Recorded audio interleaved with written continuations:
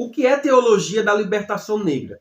Bom, para que você possa se familiarizar com esse tipo de teologia, eu quero que você entenda. Esses dias houve uma polêmica entre Kleber Lucas, que disse que aquele hino, Alvo Masca Neve, é um hino onde existe preconceito entre branco e negro. Eu não quero entrar nesses detalhes, porque eu acho que isso é muita falta de respeito com as escrituras sagradas.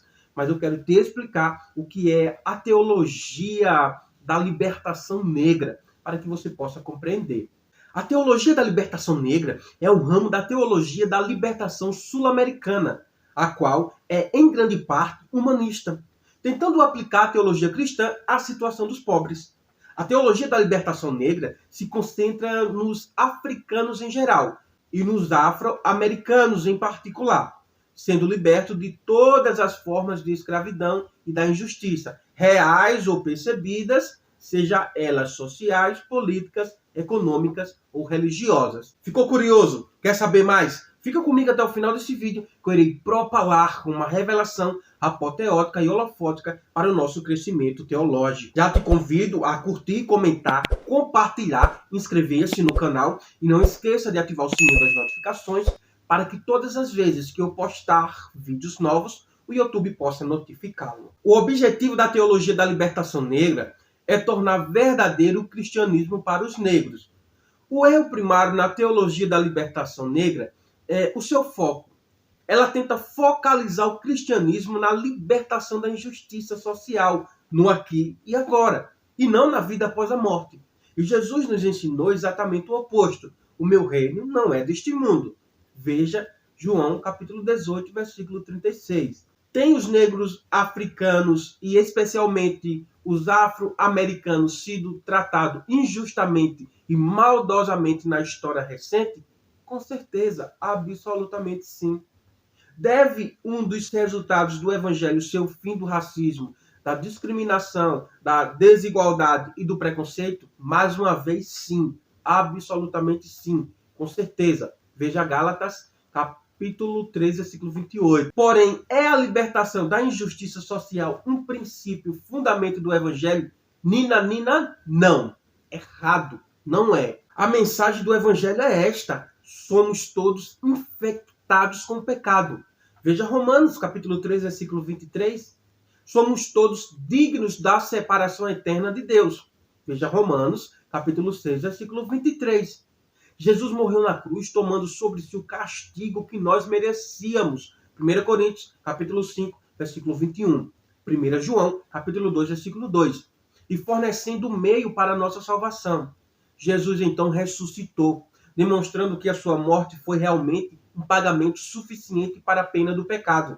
1 Coríntios, capítulo 15, versículos 1 ao 4, você verá isso. Se colocarmos a nossa confiança em Jesus Cristo como nosso Salvador, todos os nossos pecados são perdoados e seremos concedidos a entrada do céu após a morte. João capítulo 3, versículo 16. Esse é o verdadeiro evangelho. Esse deve ser o nosso foco. Essa é a cura para o que verdadeiramente assola a humanidade. Quando uma pessoa recebe Jesus como Salvador, ela é uma nova criatura, de acordo com 2 Coríntios, capítulo 5, versículo 17. E o Espírito Santo que habita em nós inicia o processo de transformá-la à imagem de Cristo. Veja Romanos, capítulo 12, versículo 1 e 2. Só por essa transformação espiritual pode o racismo realmente ser vencido. A teologia da libertação negra falha porque ataca os sintomas sem tratar realmente da doença. Ou seja, o pecado, a queda, é a doença. O racismo é apenas um dos muitos sintomas. A mensagem do evangelho é o sacrifício expiatório de Jesus por nossos pecados e a salvação que é, portanto, disponível através da fé. O fim do racismo será um resultado de pessoas verdadeiramente recebendo a Jesus Cristo como Salvador.